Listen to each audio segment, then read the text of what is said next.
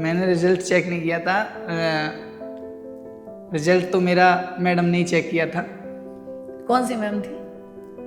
गरिमा ma'am, जो इस वक्त मेरे साथ बैठी हुई हैं। जो नोटिफिकेशन आया था यूपी पुलिस का, उससे पहले मैं जॉब ही कर रहा था। तब मैम का कॉल पहुंचा कि वैकेंसी आ गई यूपी पुलिस की, अभी आप जॉब छोड़ दो, जो भी दिक्कत होगी पैसे वगैरह की मैं देख लूँगी। तो मैम ने बहुत सपोर्ट किया है मुझे, तो मैंने फिर जॉब छोड़ दी, फिर से तैयारी करने के लिए आ गया। और रिजल्ट आपके सामने है। वो दरोगा थे, हमारे रिश्तेदारी में लगते थे, मतलब परिवार के एक फूफा ही। तो उन्होंने एक बात कही थी एक समय कि नहीं तो तुम्हारे बाप दादों ने कुछ कर पाया ना तुम लोग कुछ कर पाओगे। वो बात मुझे बहुत ज़्यादा लगी थी। मैंने कि अभी तो मैंने तब उनको कुछ नहीं कहा, मैंने कि सफलता जब हो जाएगी किसी में हम लोग लग जाएंगे तब उनको अपने आप लग जाएगा कि उन्होंने कुछ कर पाएंगे। हाँ, मिठाई उनको जरूर दे के आऊंगा, मैं उनके घर पर जाऊंगा पर्सनली थैंक यू कहने। हेलो एवरीवन, स्वागत करती हूँ आप सभी का टेक्स्ट बुक सुपर कोचिंग के इस प्लेटफॉर्म पर। आज मेरे साथ 60,244 उत्तर प्रदेश पुलिस भर्ती में सेलेक्टेड स्टूडेंट बैठे हुए हैं और बहुत मोटिवेशनल इनकी जर्नी रही है। कैसे इन्होंने तैयारी करी और फाइनल कैसे सफलता मिली, कितनी लंबी तैयारी थी और आपको अपकमिंग जो अब भर्ती जेल वार्डर की और पीएससी की आने वाली है उसके लिए क्या क्या चीज़ें ध्यान में रखनी है, सारी चीज़ें आज हम पूछने वाले हैं। और मैं इतना बता सकती हूँ कि ये जो जर्नी आप सुनेंगे ना, आपको खुद इंस्पिरेशन मिलेगी कि कैसे मुझे अपनी तैयारी करनी है और कैसे कभी भी हार नहीं माननी है। तो चलिए, नाम भी यही बताएंगे अपना। क्या है आपका नाम? मैम मेरा नाम नरेंद्र कुमार है। नरेंद्र। फैमिली में कौन है, कैसी फैमिली को बिलोंग करते हो? फैमिली किसान मेरे पिताजी हैं और मजदूरी, मतलब मेरे भाई एक भट्टे पे मुनीम है। भट्टे पे मुनीम है और पिताजी है। सिलेक्शन होने के बाद कैसा महसूस हो रहा है, सबसे पहला सवाल? बहुत अच्छा महसूस हो रहा है मैम, और परिवार में भी सब लोगों को बहुत अच्छा महसूस हो रहा है। किसको बताया था सबसे पहले जैसे सिलेक्शन हुआ? किसको बताया था? अच्छा, रिजल्ट कैसे देखा था? रिजल्ट मैंने चेक नहीं किया था, क्योंकि ज़्यादातर मैंने देखा अपना रिजल्ट लोग चेक करते नहीं हैं। मैंने रिजल्ट चेक नहीं किया था। रिजल्ट तो मेरा मैडम ने ही चेक किया था। कौन सी मैम थी? गरिमा मैम, जो इस वक्त मेरे साथ बैठी हुई हैं। हाँ, मेरे पास कुछ बच्चों के रोल नंबर्स आ गए थे और मैंने उन रिजल्ट्स को चेक किया और फिर इन लोगों को खुद, क्योंकि ये लोग हिम्मत नहीं कर रहे थे कि मैम कहीं मतलब कुछ हो ना जाए, ऊंच नीच, एक बार आप ही मतलब वो था ना कि टीचर के साथ वो एक ऐसा बॉन्ड होना, वो एक लकी चार्म मानना कि नहीं शायद ये रिजल्ट ओपन होगा तो पॉजिटिव रिजल्ट्स आएंगे। तो ये बहुत अच्छी बात है कि बच्चे इतना ट्रस्ट करते हैं और इतना ज़्यादा भरोसा दिखाते हैं। ठीक है, अच्छा, परिवार में तो चलो बात हो गई। अब मैं आपसे पूछूं, कब से तैयारी शुरू की थी आपने? मैम मैं 2017 के लास्ट अक्टूबर नवंबर से तैयारी कर रहा हूँ। 17 18 तो और कोई से एग्जाम्स और भी क्रैक हुए, क्योंकि ये तो एक लंबा हो गया ना सफर? मैंने एसएससी जीडी में 2018 और 19 का दोनों एग्जाम क्रैक किए थे। उसमें मैं अंडर हाइट हुआ हूँ। दोनों में अंडर हाइट? दोनों में अंडर हाइट हुआ हूँ। ओके, और उसके बाद ये वाला एग्जाम आपने जी फिल किया? और कोई भी फॉर्म भरा हुआ है? हाँ, जूनियर असिस्टेंट का मेरा उसमें प्री में कट ऑफ में हो गया है और बीपीओ में भी है। अच्छा, उसमें भी हो गया है प्री में। अच्छा, मतलब पैट के थ्रू हुआ होगा हाँ ना ये जी, तो? पैट के थ्रू हुआ है। अच्छा, तो ये सरकारी नौकरी की भाई तैयारी आप कर रहे हो, एक लंबी जर्नी हो गई, टेक्स्ट बुक कैसे हेल्पफुल रहा है आपके लिए? कैसे तैयारी करी आपने उसके साथ जुड़कर? Ma'am text book super coaching जो है उसके साथ मॉक टेस्ट वगैरह हैं और उसका ऐप जो है उससे हमने तैयारी की है और बहुत हेल्पफुल रहा है हमारे लिए। क्लासेस कैसे करते थे, मतलब आप क्लासेस करी, नोट्स बनाते थे? हाँ कैसे करके आप क्लासेस के साथ में? मैम, जैसे कि मैं मॉक टेस्ट भी लगाता था तो उसका जो एक्सप्लेनेशन होता है वो बहुत अच्छा है, तो उससे मैं उन्हीं के एक्सप्लेनेशन से नोट्स बना लेता था। नहीं, ठीक है, ये तो मॉक टेस्ट हो गया। आपने जो थ्योरी पढ़ी होगी, बनाई, जैसे आपने रीजनिंग कहाँ से पढ़ी? रीजनिंग किससे पढ़ी है? रीजनिंग तो मुझे से पढ़ी है, मुझे पता गरिमा है। मैम से ही पढ़ी है, आपसे ही। हाँ, तब ये बोल रहे ना मुझे से पढ़ी है। तो रीजनिंग के मैं ये जानना चाहती हूँ कि आप मेरी क्लासेस करते होगे, है ना? उसके बाद में आपने नोट्स बनाए या केवल जो एप्लीकेशन पर आप लोगों को पीडीएफ्स मिलते हैं वही सफिशिएंट थे, या अपने भी नोट्स बनाने पे आप फोकस करते थे, चाहे वो रीजनिंग के हो, जीएस के हो, मैथ्स के हो? मतलब मैं ये पूछना चाहती हूँ कि केवल आपको जो कंटेंट मिलता है वही सफिशिएंट होता है, या उसके उसके जो की पॉइंट्स होते हैं उनको अपने नोट्स में शामिल करना जरूरी होता है? हाँ क्योंकि तैयारी करने का एक प्रॉपर तरीका होता है ना, वो पूछना चाहती हूँ जी मैं आपसे। मैम, आपका क्या था? की पॉइंट्स तैयार करना भी बहुत ज़रूरी होता है, क्योंकि आप अगर एक कमी को बार बार करेंगी तो ये कमियां मतलब गलतियों में बदल जाती हैं, जिनका भुगतान आगे चल के हमें एग्जाम्स में देना पड़ता है। अगर आप किसी गलती को कर रहे हैं फिर उससे सही सीख रहे हैं तो उसको दोबारा ना दोहराएं, उसको पॉइंट्स को नोट करें, ये बेहतर रहेगा। ये बेहतर रहेगा। चलिए, तो मतलब नोट्स बनाने पे हर एक स्टूडेंट फोकस करता है। आप कभी भी किसी को देख लीजिए कि अपने कुछ नोट्स हमारे पास, ये नहीं है कि आप पूरी थ्योरी लिखो, लेकिन एक इम्पॉर्टेंट पॉइंट्स हम लोगों के पास ज़रूर होने चाहिए, ऐसा मुझे लगता है सभी लोग बताते हैं, है जी ना? बिल्कुल। ठीक है, मॉक टेस्ट लगाने का सही तरीका क्या मानते हो? मॉक टेस्ट लगाने का सही तरीका कैसे लगाते थे मॉक टेस्ट? जी मैं पहले तैयारी करता था, मतलब तो पहले सिलेबस कंप्लीट करें आप। मॉक टेस्ट लगाने का फ़ायदा तभी है जब आप सिलेबस तो आपने कंप्लीट पूरा करें। सिलेबस सुपर कोचिंग से कंप्लीट किया जी पहले, बिल्कुल। और सारे वीडियोस, सारा हाँ पूरा कोर्स कंटेंट, और उसके बाद आपने मॉक टेस्ट जी। लगाना शुरू करा। तो ठीक है, मॉक टेस्ट आपने लगा, सब्जेक्ट वाइज लगाते थे पहले या फुल मॉक टेस्ट, या टॉपिक वाइज लगाते थे? मॉक टेस्ट को कैसे लगाया आपने? मैंने पहले जो सब्जेक्ट के हिसाब से लगाना स्टार्ट किया, फिर टॉपिक वाइज, उसके बाद मैंने फुल टेस्ट लगाए हैं जो भी हैं। फुल टेस्ट, अच्छा, कितने एवरेज स्कोर आता था आपका उसमें? एवरेज यूपी पुलिस में मेरा स्कोर 215 से 220-25। और आपके और इतने ही आसपास नंबर रहे हाँ, हैं? इतने ही नंबर हैं मेरे। अच्छा, आपकी रैंक क्या है इसमें? रैंक 21,000 के आसपास है। 21,000 की नहीं, 2100? 2100 के आसपास है।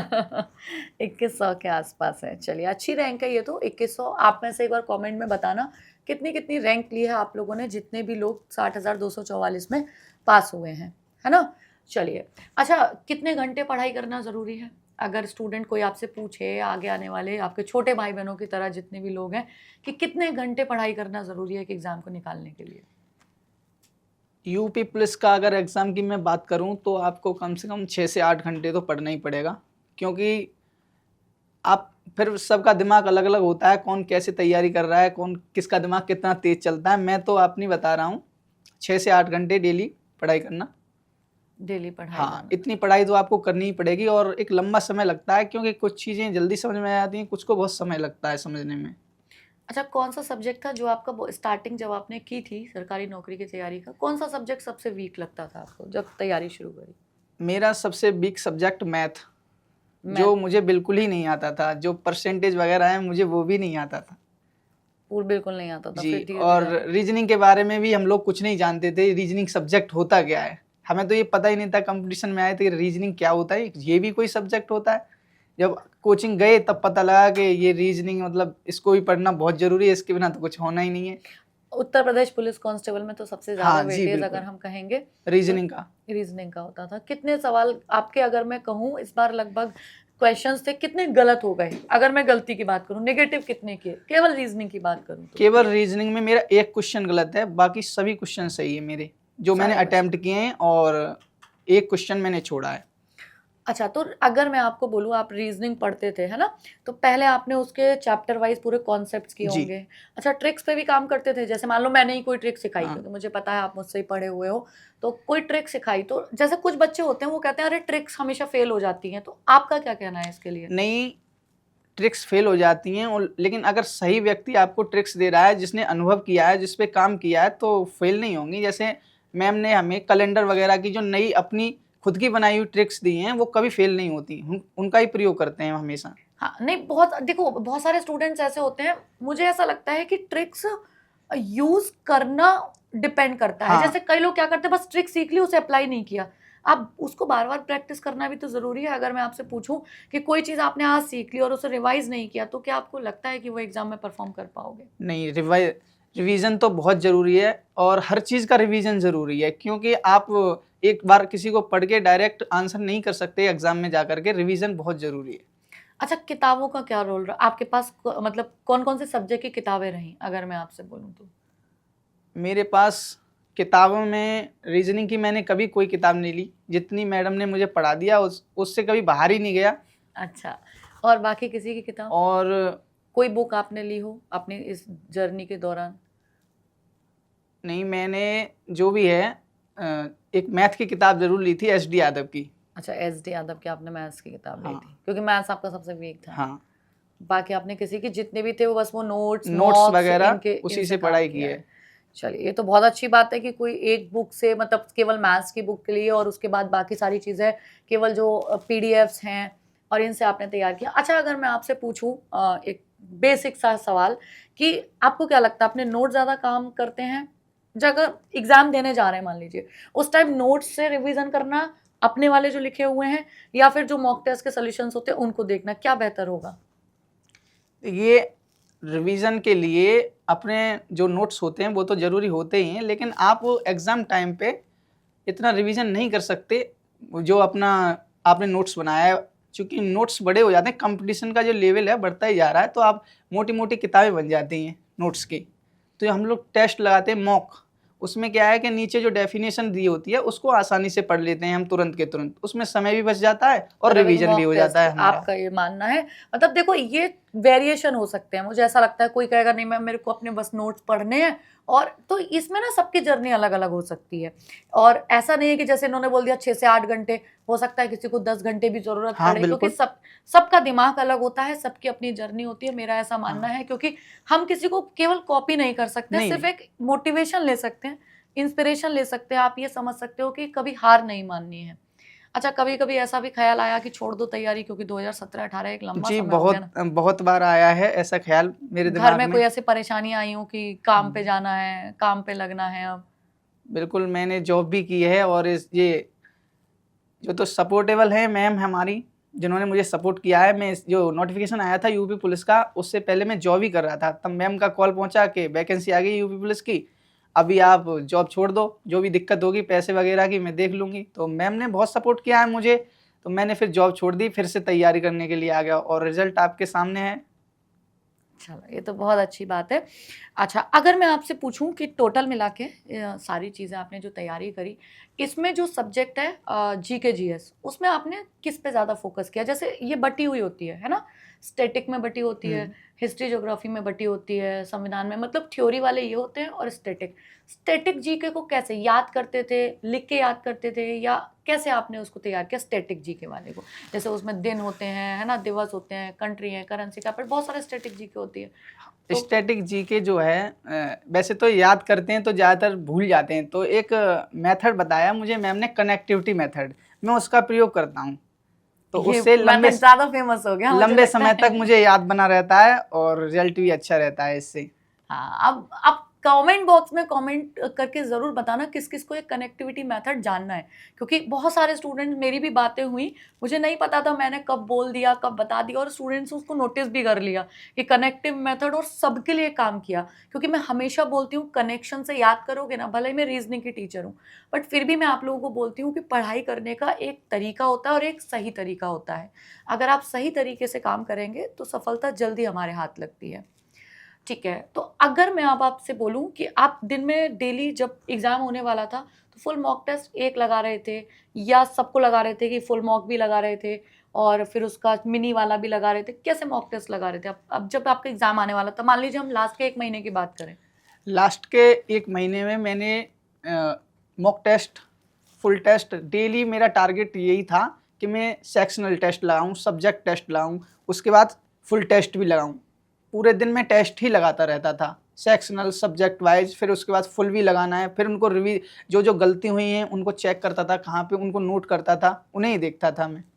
पूरा का पूरा तो मॉक टेस्ट को, अच्छा, एनालिसिस कैसे करते थे अपनी गलतियों की? जैसे होता है ना, टेस्ट में कुछ गलत हो गया, एनालाइज करते होगे ना, तो क्या तरीका था? मतलब आपने देखा इतने सवाल गलत हो गए, अब उन्हें दोबारा लगाते थे फिर से, या उन सवालों को अपने नोट्स में लिख लेते थे? कुछ ऐसा मॉक टेस्ट लगाने का सही तरीका क्या कह जी, सकते हो, मतलब जैसे गलती का? आप अगर मॉक टेस्ट लगा रहे हैं और आपसे गलतियां हो रही हैं तो आप उसको फिर नोट्स कीजिए। जैसे नोट करेंगे तो आप उसको रिवाइज करेंगे, जैसे आपने मॉक टेस्ट लगा लिए, उसको गलतियों को, जो सॉल्यूशन है उनको लिखें, नोट करें, फिर उसके बाद शाम को या सुबह को जब भी आप पढ़ते हैं उसको चेक करें कहाँ कहाँ गलती, उनको रिवाइज करें, तो उससे आपकी ये गलती दोबारा नहीं होगी।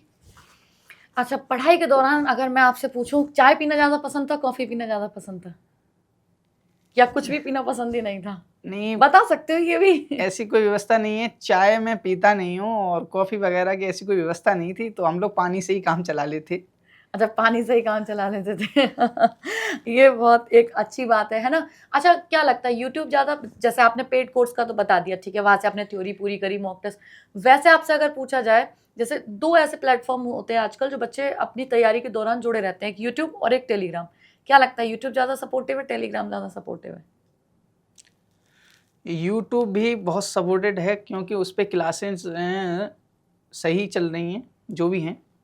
टेलीग्राम मेरी इस 4 पे बजे वाली क्लास करते थे बिल्कुल डेली डेली, Daily। कभी मिस नहीं हुई। कभी मिस नहीं हुई। और वो एक 10:15 बजे वाली भी चलती हाँ, थी उस टाइम रैपिड फायर और जो भी है वो सब मैं आपकी डेली क्लास देखता था। और रीजनिंग का तो आपने ऐसा भंडार कर दिया कि रीजनिंग में कोई दिक्कत नहीं। तभी मेरा एक क्वेश्चन गलत गया है मैम, वो भी मेरी कमी से, वरना रीजनिंग में फुल स्कोर है। फुल स्कोर है, चलिए बहुत अच्छी बात है। अगर मैं आपसे पूछूं कि आगे आने वाले जो अभी पीएससी की वैकेंसी, जेल वार्डर की, या मैं तो कहूँ यूपीएसआई की भी, क्योंकि सिलेक्शन तो ऑब्वियस ही बात है, एक जर्नी होती है, चाहे वो यूपी कांस्टेबल की हो, एसआई की। तो आगे आने वाले स्टूडेंट्स, जितने भी एस्पिरेंट्स मेहनत कर रहे हैं, उनको कैसा मैसेज, क्या मैसेज देना चाहोगे? मैं मैसेज यही देना चाहूँगा कि आप लोग अगर लंबे समय से तैयारी कर रहे हैं, इसमें भी आपका नहीं हो पाया है, तो आप हिम्मत ना हारें, क्योंकि वैकेंसी आपके सामने ही है बिल्कुल। तो आप लोग जितनी मेहनत की है, थोड़ी सी मेहनत और करें तो आप अपना और अपने घर वालों का सपना पूरा कर सकते हैं। और मेहनत जो है एक दिन सफलता जरूर लाती है, अगर मन से आपने की है। अच्छा, आज जैसे अगर मैं आपसे पूछूं, एक हम सामाजिक तौर पर पूछ लें, तैयारी के दौरान सामाजिक तौर का प्रेशर, मतलब होता है ना, घर वाले तो ज्यादातर सपोर्टिव होते हैं, कुछ लोग के तो घर वाले भी ताना देने लगते हैं। था कभी ऐसा घर की तरफ से कोई ताना? हाँ, घर की तरफ से तो मुझे ताना ज़्यादा नहीं मिला है, वैसे ही मैं कहूँ। लेकिन एक व्यक्ति ऐसे थे जिन्होंने 2-3 साल पहले एक ऐसी बात कही थी जो ज़्यादा दिल पे लगी मेरे। वो दरोगा थे, हमारे रिश्तेदारी में लगते थे, मतलब परिवार के एक फूफा जी। तो उन्होंने एक बात कही थी एक समय कि नहीं तो तुम्हारे बाप दादाओं ने कुछ कर पाया ना तुम लोग कुछ कर पाओगे। वो बात मुझे बहुत ज़्यादा लगी थी। मैंने कि अभी तो मैंने तब उनको कुछ नहीं कहा, मैंने कि सफलता जब हो जाएगी किसी में हम लोग लग जाएंगे, तब उनको अपने आप लग जाएगा कि उन्होंने कुछ कर पाया नहीं पा। हाँ, मिठाई उनको जरूर दे के आऊँगा, मैं उनके घर पर जाऊँगा पर्सनली थैंक यू कहने, क्योंकि उन्होंने अगर ऐसी बात नहीं बोली होती तो इतनी आग नहीं लगती। जरूरी होता है ये, मैं बिल्कुल इस पॉइंट, ये होता है ना, पॉइंट टू बी नोटेड जज साहब, कि ज़रूरी है कि ऐसा इंसान, ऐसा आसपास आपके ज़रूर होना चाहिए जो आपको डिमोटिवेट करे। क्योंकि कहीं ना बोलते हैं ना, जब हम पीछे खिंच रहे होते हैं तो हम आगे आने का प्रयास ज़्यादा करेंगे, कहीं अगर डूब रहे हैं तो निकलने का प्रयास ज़्यादा करेंगे। तो ये एक बहुत अच्छी बात है, क्योंकि मुझे भी ऐसा लगता है, मेरी लाइफ में भी कई ऐसे इंसिडेंट हुए हैं कि बहुत सारे लोगों ने ऐसा बोल दिया, ये नहीं होगा, वो नहीं होगा, और आज वो शायद छिप के मेरे वीडियोज़, छिप के मेरी सफलताएं देखते रहते हैं। तो हमेशा आप लोगों को मैं यही बोलूँगी कि अगर कोई आपको डिमोटिवेट कर रहा है तो उससे डिमोटिवेट नहीं होना, उसको अपना मोटिवेशन बना लेना है और अपनी जर्नी में और लग जाना है, क्योंकि मिठाई का डिब्बा भी तो दे के आना होता है ऐसे लोगों को, है ना? आप अपनी सफलता से उनको जवाब दीजिए, क्योंकि जवाब देने से कुछ नहीं होगा, है ना? जवाब देने से कुछ नहीं होता है। आप जब सफल हो जाएंगे तो लोग आपके सामने बोलने से हिचकिचाएंगे, क्योंकि यही सही जवाब देने का तरीका होता है। लड़ाई झगड़े से कुछ नहीं होता है। आप सफल हों तो आपके सामने बोल नहीं पाएंगे, उनकी हिम्मत नहीं होगी। चलिए, बहुत अच्छी बात कही है। तो भाई, टेक्स्ट बुक ने आपका, अगर मैं फाइनल आपसे रिव्यू एक मांगू कि टेक्स्ट बुक को कितना श्रेय देना चाहेंगे अपनी जर्नी में? मैं टेक्स्ट बुक को बहुत श्रेय देना चाहूँगा, जिन्होंने इतना अच्छा कंटेंट और इतनी अच्छी व्यवस्था रखी है कि सब एग्ज़ाम जो है उन्हीं के पैटर्न पे आता है, ना हाई ना लो। वो लोग बहुत मेहनत करते हैं और मैं स्पेशली थैंक यू कहना चाहूँगा उनकी सभी टीम को, जिन्होंने इतनी मदद की हमारी। चलो, बहुत बहुत धन्यवाद भाई, है ना? और बाकी आप लोग भी आइए, मैं उम्मीद करूंगी कि अगली भर्ती में आप सभी लोग यहाँ बैठे हो मेरे साथ और अपनी अपनी स्टोरी शेयर कर रहे हो, क्योंकि यही स्टोरीज हैं जो आने वाले हमारे छोटे भाई बहनों को सपोर्ट करती हैं अपनी जर्नी में डटे रहने के लिए और बने रहने के लिए। Thank you so much.